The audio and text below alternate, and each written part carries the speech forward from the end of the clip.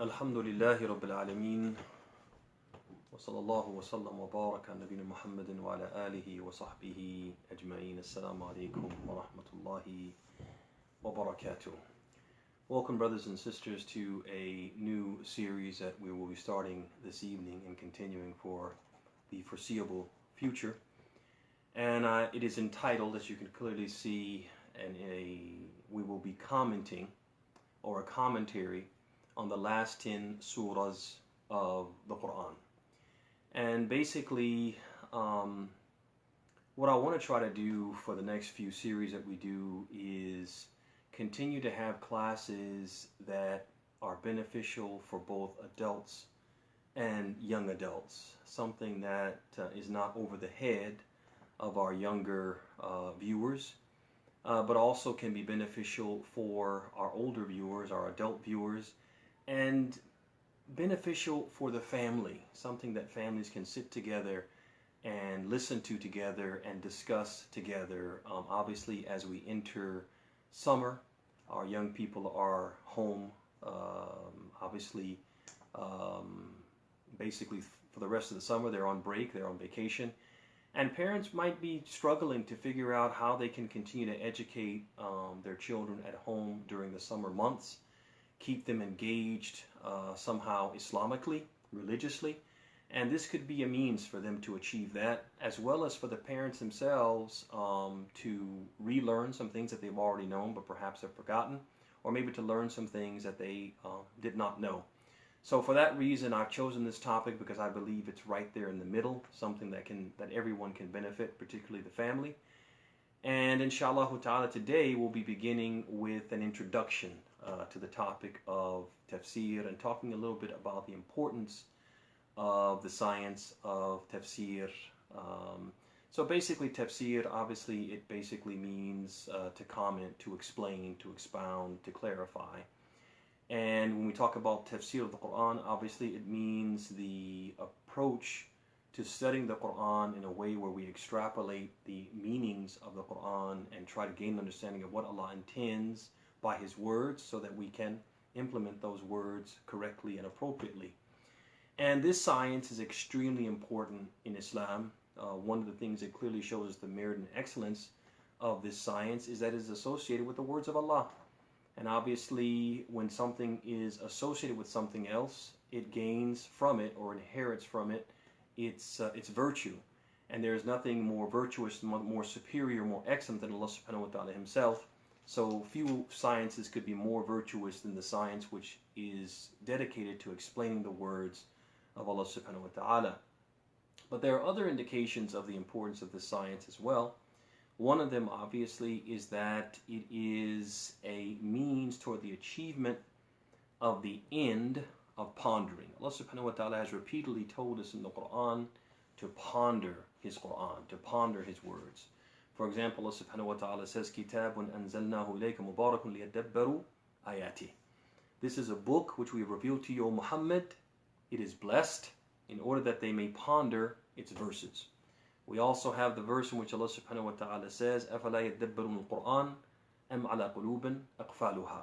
Do they not ponder the Quran, or are there locks upon their hearts preventing them from understanding it? And Allah subhanahu wa ta'ala also says, أَفَلَا يَدَّبَّرُونَ الْقَوْلَ أَفَلَمْ يَدَّبَّرُوا الْقَوْلَ. Have they not pondered Allah's words? So repeatedly Allah subhanahu wa ta'ala is encouraging us, nay, commanding us to ponder Him. And one of the principal and primary means to the achievement of this objective and the fulfillment of this command is a tafsir. Understanding and studying the meanings of the Quran in order to what? Studying the science that we use to understand the Quran is the principal means to be able to what? To ponder the Quran, to reflect upon it. Another indication of the importance of the Quran tafsir al-Quran, is that there is no benefit in any speech that is not understood. Never do we speak, brothers and sisters, just so that our words can be heard. Rather, we want our words to be what? To be understood. That basically, think of the words that we speak. Think of those words like a present wrapped in a nice gift box. We don't want the person to take the gift box and put it on their mantle and throw away the gift. Similarly, we don't want the people just to hear our words. We want them to understand what we intend by our words. And the same thing is true for the words of Allah. Allah subhanahu wa ta'ala revealed the Quran for it to be understood. And so the words themselves are not intended in and of themselves, but what is intended is that we understand the words. And one of the main methods or means for us to understand the words of Allah, or understand the word or the intended meaning of the words of Allah, is through a tafsir. And here I'd like to quote briefly a statement from Ibn Taymiyyah where he emphasizes this point. He says, وَمِنَ الْمَعْلُومِ أَنَّ كُلَّ كَلَامٍ الْمَقْصُودُ مِنْهُ فَهْمُ مَعَانِي دُونَ مُجَرَّدْ أَلْفَاظِهِ فَالْقُرْآنُ أَوْلَى بِذَلِكَ وأيضا فالعادة تمنع أن يقرأ قوم كتابا في فن من العلم كالطب والحساب ولا يستشرحوه فكيف بكلام الله الذي هو عصمتهم وبه نجاتهم وسعادتهم وقيام دينهم ودنياهم. So Ibn Taymiyyah, he says, it is well known that the intention behind every speech that is uttered is that its meaning be understood, not simply that its words are heard or processed. This is all the more true for the Quran. In addition to this, normally it is unheard of for people to read a book in some field of study like medicine or mathematics without trying to comprehend it. So how about the speech of Allah? This should be the case even more so with the Quran, for it is the source of our well-being, our salvation, our eternal happiness, and the prop which supports our religion and worldly life. Meaning, because the Quran is so significantly important to our worldly life, our life herein and our life hereafter, we should be even more keen to try to understand it. And the best means to understand the Quran is the science of tafsir, or through the science, the application of the science of tafsir. One more indication of the importance of this science and studying the tafsir of the Quran, studying the Quran and making tafsir of it, is that the primary purpose of the Quran is for it to be implemented, for it to be put into practice.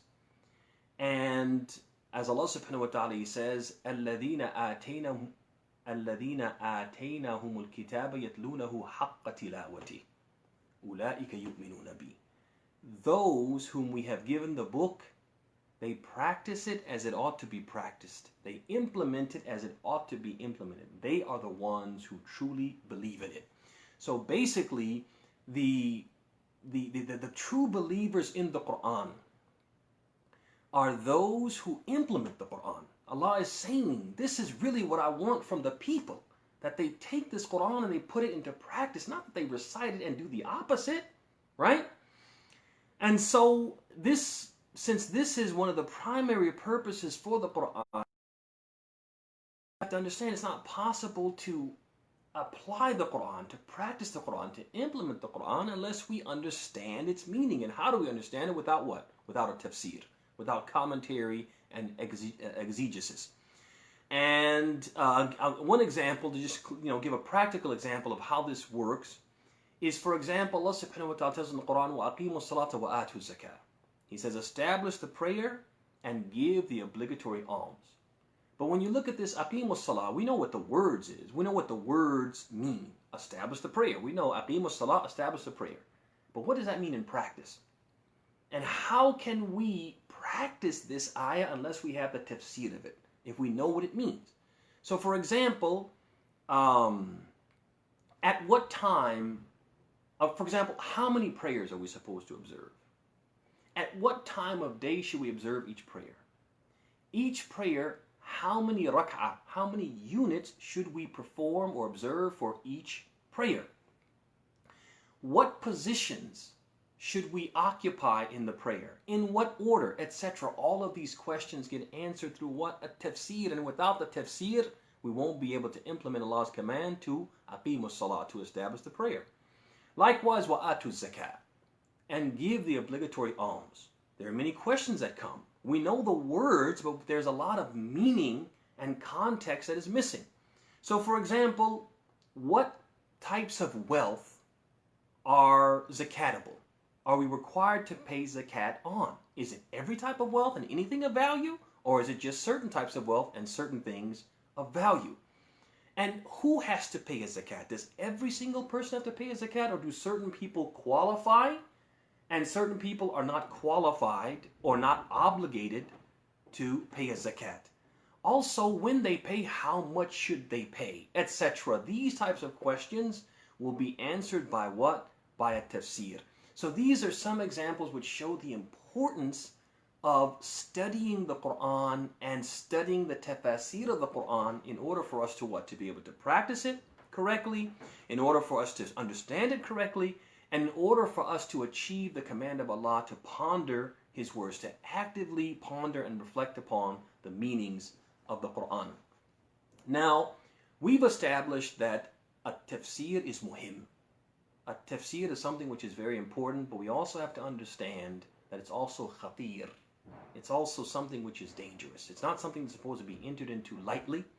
That basically, when we say Allah means this, or this verse means that, or this chapter means this, we are speaking on behalf of Allah. And that's not something that we should enter into lightly. Allah subhanahu wa ta'ala, in one of the verses in the Quran, in Surah Al-A'raf, He mentions the major sins, the big sins, the things that He really has prohibited and forbidden people to engage in.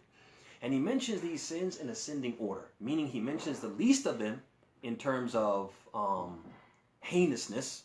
He mentions the least of them, and then He works His way up to the greatest of them in terms of heinousness. And He says, قُلْ إِنَّمَا حَرَّمَ رَبِّي الْفَوَاحِشِ مَا ظَهَرَ مِنْهَا وَمَا بَطَنَ وَالْإِثْمَ وَالْبَغْيَ بِغَيْرِ الْحَقِّ وَأَن تُشْرِكُوا بِاللَّهِ مَا لَمْ يُنَزِّلْ بِهِ سُلْطَانًا وَأَن تَقُولُوا عَلَى اللَّهِ مَا لَا تَعْلَمُونَ. He says, say, O Muhammad, to the people, my Lord has really prohibited the following things. Al-fawahish ma dhahara minha wa ma batan. Illicit, immoral behavior, what is apparent and what is hidden therefrom. Wal-ithma wal-baghi bighayr al-haqq. Sin and transgression without justification. وَأَن تُشْرِكُوا بِاللَّهِ مَا لَمْ يُنَزِّلْ بِهِ سُلْطَانًا. And that you associate partners with Allah for which He has given no authority. Ashirk. وَأَن تَقُولُوا عَلَى اللَّهِ مَا لَا تَعْلَمُونَ. And that you say about Allah, about His religion, about Him Himself, or about His book, His words, His Quran, that which you have no knowledge of. Allah makes this the biggest of the sins, that we speak about His religion or about Him or about His Quran without knowledge. So this is something very serious, and for this reason, you find that the early Muslims, they were very careful, and they would err on the side of caution, and they were always given pause when they were asked about the meanings of the Quran. And they would not enter into explaining the Quran lightly, and if they were unsure, they would avoid what? Speaking. Because they didn't want to speak about Allah without knowledge, and they didn't want to say something incorrectly about the meanings of the Quran. They didn't want to make erroneous tafsir. And unfortunately, we live in a time where people are quick to say Allah meant this and Allah meant that. This means this means that, and they don't really have the knowledge, and they don't really have the study to back up their claims. It's more of a feeling. It's more of a personal preference than it is a knowledge-based commentary on the Quran. We have to avoid this. And that's why you find some of the most knowledgeable of the Prophet's companions who knew a lot and who studied the Quran from the one to whom it was revealed, the Prophet himself, ﷺ. They would still be hesitant to speak about the Quran if they weren't. So for example, we have the very famous statement of Abu Bakr as-Siddiq in which he said, Ayyu sama'in tadilluni. Which heaven will give me shade? Wa ayyu ardin taqilluni. And what earth will carry me? إِذَا أَنَا قُلْتُ فِي كِتَابِ اللَّهِ مَا لَا أَعْلَمُ. If I speak about Allah's Quran, about the words of Allah without knowledge. This is Abu Bakr as-Siddiq by unanimous agreement of the companions, the most knowledgeable of the companions, and even he himself, there were certain meanings of the Quran he wasn't sure of, and when he was asked about those meanings, he would what?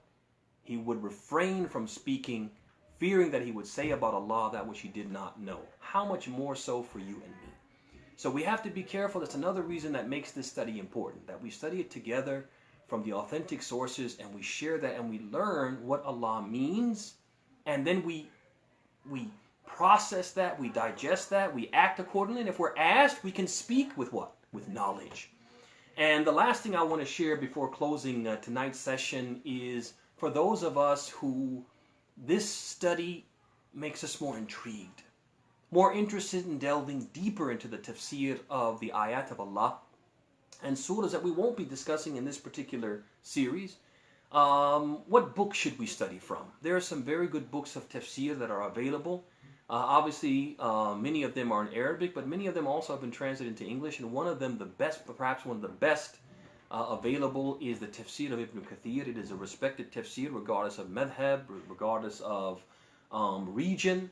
It is a tafsir which is generally widely accepted and respected and considered one of the best books written in the science of tafsir. So I recommend those who are interested in pursuing a more in-depth study or personal study and going beyond what we'll be sharing in this series, to pick up that book, to pick up a copy of that book. And it would be also good if we took a copy of that work, Tafsir of Ibn Kathir, and we sat with our family and read from it from time to time and took benefit as a family from the meanings and the correct interpretation of the words of Allah. And with that, we'll conclude today's session, inshallah ta'ala. And tomorrow we'll begin with the first surah from the surahs that we'll be discussing, the last 10 surahs of the Quran. May Allah subhanahu wa ta'ala bless you, bless your houses, bless your spouses, bless your families, bless your children. May Allah subhanahu wa ta'ala bless the rest of your evening. And may Allah subhanahu wa ta'ala make you mubarak, make you blessed wherever you may be. May Allah subhanahu wa ta'ala make us from those who listen to the talk and follow the best of it. May He make us from those who He teaches beneficial knowledge and who truly benefit from the knowledge He teaches us by being from those who put it into practice. هذا وصلى الله وسلم وبارك على نبينا محمد وعلى آله وصحبه أجمعين والسلام عليكم ورحمة الله وبركاته.